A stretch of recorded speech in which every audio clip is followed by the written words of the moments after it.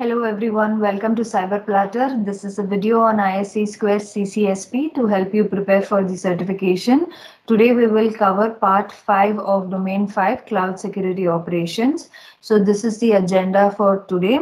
We will learn about digital forensics, how to collect the data, how to protect it, what is evidence management, right? The first topic is digital forensics. Digital forensics is also sometimes called as computer forensics, okay? This is a branch of forensic science that deals with recovery, preservation, and analysis of digital evidence associated with cyber crimes and computer incidents. Digital forensics is an intersection between law, information technology, and the scientific method, okay? Now let's see the challenges for forensics in cloud. This we have discussed for other topics as well. Because of the distributed model of cloud computing, right, it presents a lot of challenges in the area of forensics as well, like data collection mechanisms, and international laws are all factors when dealing with situations involving forensic investigations. So the first challenge that we will discuss is control over data, okay? What happens in traditional computer forensics, right? Investigators will have full control over the device, like for example, router logs, process logs, hard disk, etc. But what happens in the cloud, the control over data varies by service model. Like, if it is infrastructure as a service model, then you will have a little bit more control than the software as a service model, right? This physical inaccessibility to the evidence and lack of control over the system make evidence acquisition a challenging task in the cloud, okay? The next one is multi-tenancy. Cloud computing platforms can be multi-tenant system, while traditional computing is a single owner system, right? There are no other tenants. You're focusing only on your organization, your data. But in cloud, what happens? Multiple virtual machines can share the same physical infrastructure. That is, data for multiple customers can be co-located. So an alleged suspect may claim that the evidence contains information of other users, not just theirs. In this case, what happens? The investigator needs to prove to the court that the provided evidence actually belongs to the suspect. But in the traditional computing system, we don't have this problem because the suspect is solely responsible for all the digital evidence located in his computing system. Also in cloud, the forensics investigator may need to preserve the privacy of other tenants. The next topic is data volatility. So volatile data cannot be sustained without power. Data residing in a VM is volatile because once the VM is powered off, all the data is lost unless some form of image is used to capture the state data of the VM. To provide the on-demand computational and storage services required in the cloud service providers do not always supply persistent storage to VM instances, okay? Chain of custody should clearly depict how the evidence was collected, analyzed, and preserved to be presented as admissible evidence in court. In traditional environment, it is easy to maintain an accurate history of time, location, and persons accessing the target computer, hard disk, etc., right, of a potential suspect. On the other hand, in a cloud, it is not obvious where a VM is physically located, okay? Investigators can acquire a VM image from any workstation connected to the internet. The investigator's location and a VM's physical location can be in different time zones. Hence, maintaining a proper chain of custody is much more challenging in cloud. The next one is evidence acquisition. Currently, investigators are completely dependent on cloud service providers for acquiring cloud evidence. However, the employee of a cloud service provider who collects data on behalf of investigators is most likely not a licensed forensics investigator. So it is not possible to guarantee this person's integrity in a court of law. A dishonest employee of a cloud service provider can collude with a malicious user to hide important evidence or to inject invalid evidence into a system to prove the malicious user is innocent. Also, Also, a dishonest investigator can collude with an attacker. Even if cloud service providers provide valid evidence to investigators, a dishonest investigator can remove some crucial evidence before presenting it to the court, or can provide some fake evidence to the court to frame an honest cloud user. In traditional storage systems, only the suspect and the investigator can collude. The potential for three-way collusion in the cloud certainly increases the attack surface and makes cloud forensics more challenging. So to summarize what we have discussed now, we should consider questions like, do you know where your data is to start with? Are some parts of it on premises or off premises? And in either case, where is the data located? Is it distributed across multiple data centers? And if so, are those data centers across international boundaries? If so, do international laws hinder your abilities to collect forensics information? For example, does the law in a certain country or jurisdiction prevent you from capturing certain types of data? Like example, detailed user activity records, right? Do you have a working relationship with your cloud computing vendors? Do your SLA or other contract elements delineate the rights and responsibilities for cloud collection and maintenance between customer and the provider? Are you authorized as a cloud customer to retrieve forensics data from the cloud data center?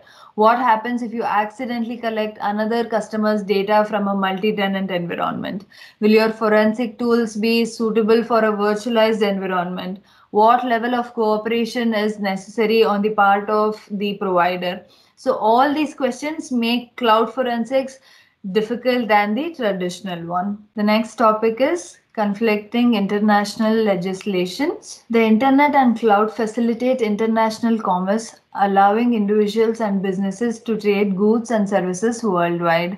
This can lead to legal difficulties because jurisdictions might have conflicting laws for similar activity. Cloud service providers may also have to comply with local requirements that differ greatly from the laws within the country where the service is headquartered, or be forced to deviate from their own internal policies as well. For example, in order for Google to provide service in China, Google is required to disclose user behavior to the Chinese government. It is very important that the cloud security professional is aware of the various laws affecting their organization's activities and users in the jurisdictions in which they do business, including the location of cloud data centers, providers, and end users. Contracts with cloud providers must be reviewed in detail for legal impacts in both providers and customers' jurisdictions. Also, the security professional should be aware of legal developments that might cause conflicts to arise in our international operations,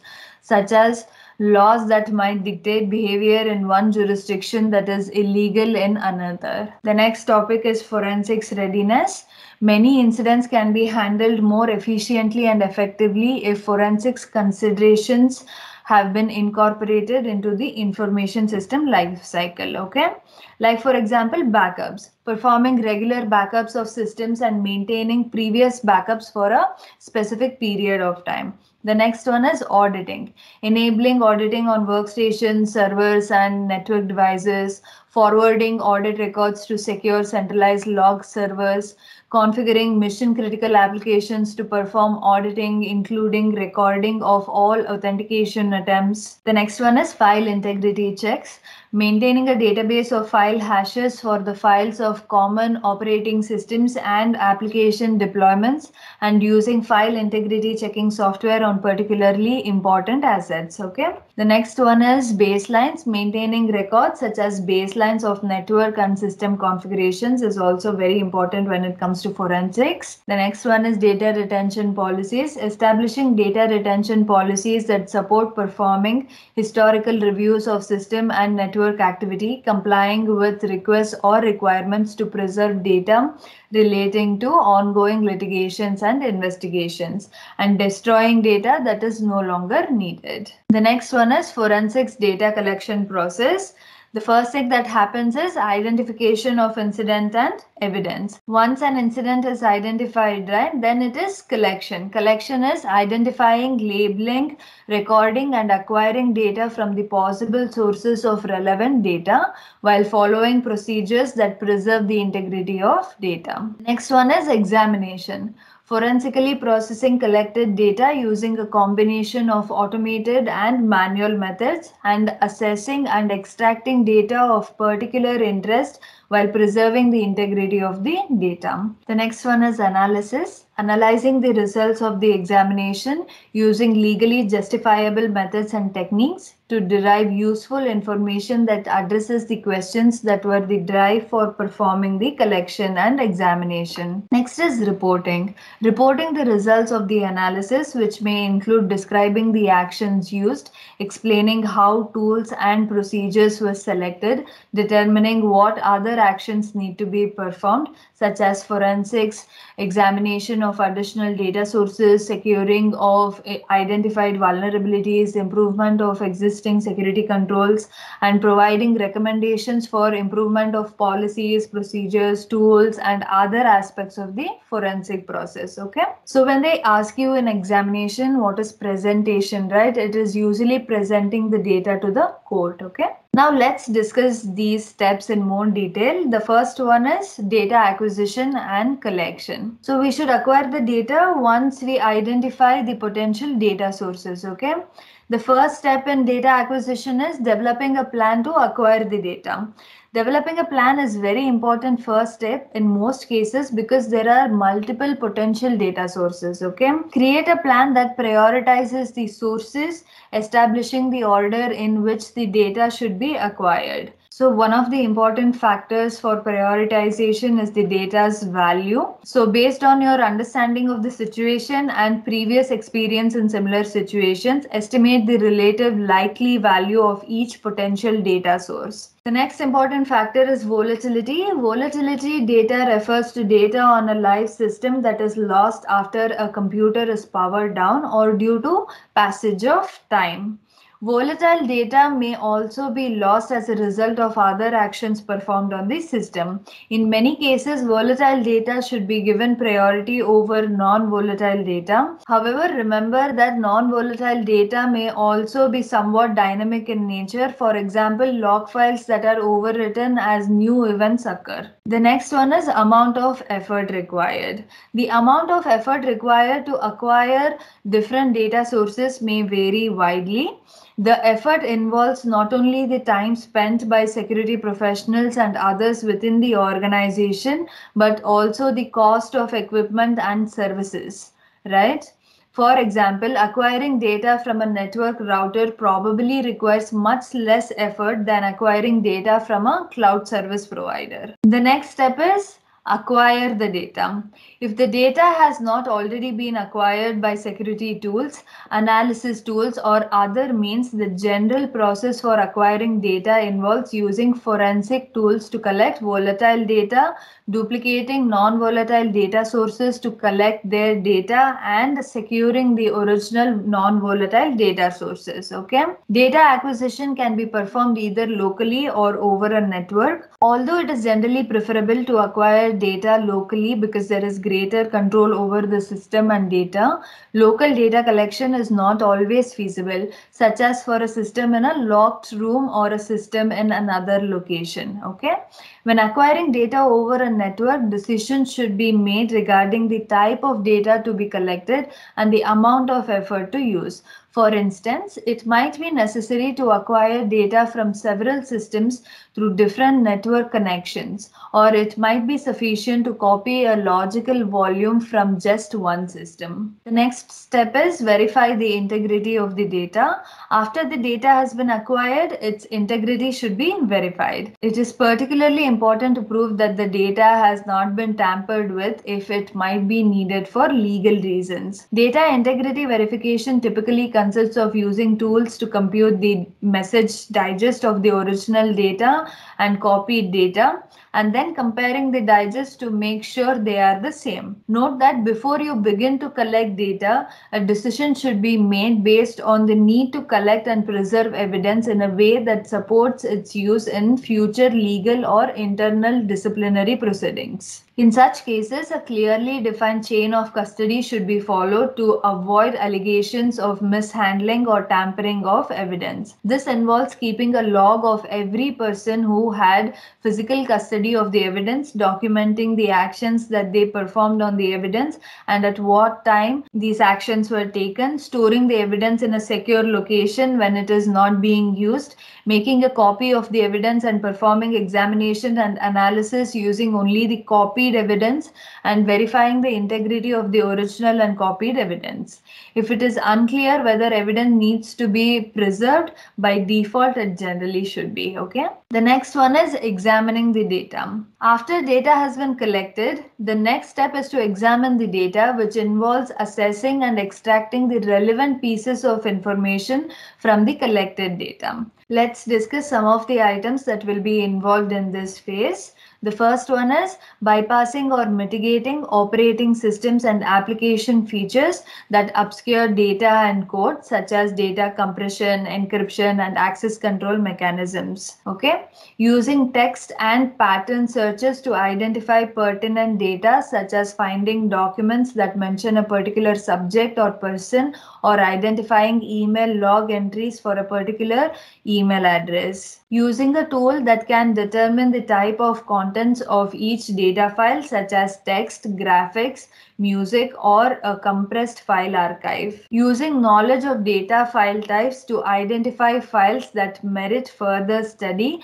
as well as to exclude files that are of no interest to the examination. Using any databases containing information about known files to include or exclude files from other considerations. The next topic is analyzing the data. The analysis should include identifying people, places, items, and events, and determining how these elements are related so that a conclusion can be reached. Often this effort includes correlating data among multiple sources. For example, a network intrusion detection system log may link an event to a host. The host audit logs may link the event to a specific user account, and the host IDS log may indicate what actions that user performed. Tools such as centralized logging and security event management software can facilitate this process by automatically gathering and correlating the data. Comparing system characteristics to known baselines can identify various types of changes made to the system. The final phase of digital forensics is reporting the findings, which is the process of preparing and presenting the information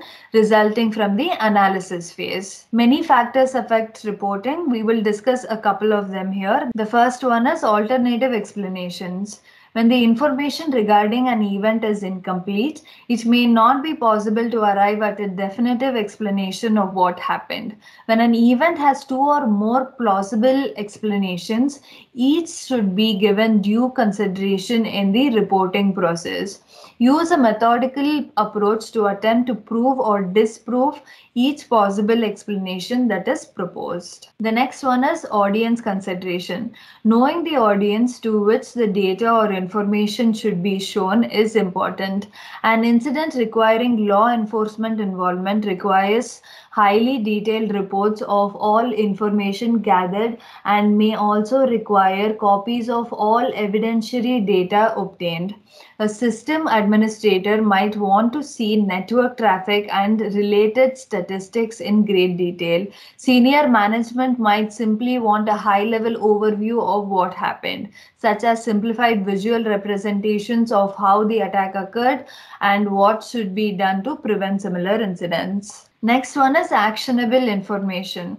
Reporting also includes identifying actionable information gained from data that may allow you to collect new sources of information. For example, a list of contacts may be developed from the data that can lead to additional information about an incident or crime. Also, information might be obtained that can prevent future events, such as backdoor on a system that can be used for future attacks, a crime that is being planned, a worm scheduled to start spreading at a certain time, or a vulnerability that can be exploited. Now let's see some of the relevant standards for digital forensics.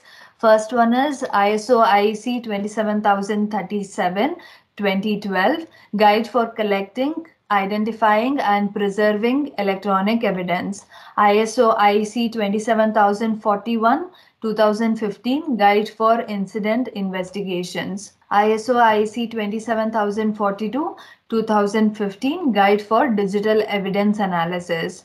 ISO IEC 27043 2015 Incident Investigation Principles and Processes. ISO IEC 27050-1 2016 Overview and Principles of E-Discovery. The next topic is network forensics. Network forensics is defined as the capture, storage, and analysis of network events.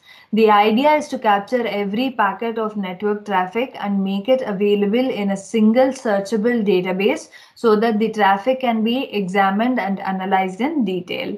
Network forensics can uncover the low-level addresses of the system's communication, which investigators can use to trace an action or conversation back to a physical device. The entire contents of emails, IM conversations, web surfing activities, and file transfers can be recovered and reconstructed to reveal the original transaction. Networks are continuing to become faster in terms of transmission speed. As a result, they are handling larger and larger volumes of data. The increasing use of converged networks and the data streams that they make possible has led to data that is multifaceted and richer today than ever it has been. For example, voice over IP and streaming HD video, as well as the metadata that comes with the content. Network forensics has various use cases. For example, uncovering proof of an attack, troubleshooting performance issues, monitoring activity for compliance with policies,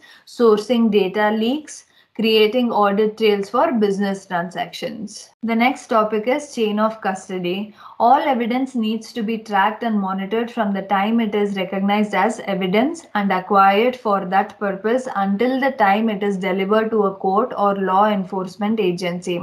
Clear documentation must record which people had access to the evidence, where the evidence was stored, what access controls were placed on the evidence, what modifications or analysis was performed on the evidence. This record and the principles for creating it is called the chain of custody. Being able to demonstrate a strong chain of custody where only specific trusted personnel had access to the material and with no gaps in the timeline or loss of data is very important for making an argument in court using that evidence. Any discrepancy in chain of custody introduces doubts as to the disposition and content of the evidence. When creating policies for maintaining a chain of custody or conducting activities requiring the preservation and monitoring of evidence, it is best to get input and guidance from counsel and even to use specialized consultants who are trained and experienced in this practice area. The chain of custody provides non-repudiation for the transactions detailed in the evidence. Non-repudiation means that no party to a transaction can later claim that they did not take part in it. So when an item is gathered as evidence, right, that item should be recorded in an evidence log with a description, the signature of the individual gathering the item, a signature of a second individual witnessing the item being gathered, and an accurate time and date. When that item is stored, the location in which the item is stored should be recorded, as should the item's condition. The signatures of the individual placing the item in storage and of the individual responsible for that storage location should also be included, along with an accurate time and date. Whenever an item is removed from storage, it should be recorded, as should the item's condition, the signature of the person removing the item, the person responsible for that storage location, and an accurate time and date. When an item is transported, that item's point of origin, method of transport, and destination should be recorded, as should the item's condition at source and destination. Also record the signature of the people performing the transportation, a responsible party at the source and destination witnessing its departure and arrival, and accurate times and dates for each. Whenever an action, process, test, or other handling of an item is performed, record a description of all such actions along with accurate times and dates for each. Also record the person performing such actions, any results or findings of such actions, the signatures of at least one person of responsibility as witness that the actions were performed as described and the resulting findings as described. Okay. Also, right, remember that never work from the original data, always work from a copy. Okay. Ultimately, the chain of evidence is a series of events that, when viewed in sequence, account for the actions of a person during a particular period of time or the location of a piece of evidence during a specified time period. In other words, it is the details that are left behind to tell the story of what happened. This completes part 5 of domain 5. I will see you in the next video. Thank you so much for watching. Take care of yourselves till then. Bye bye.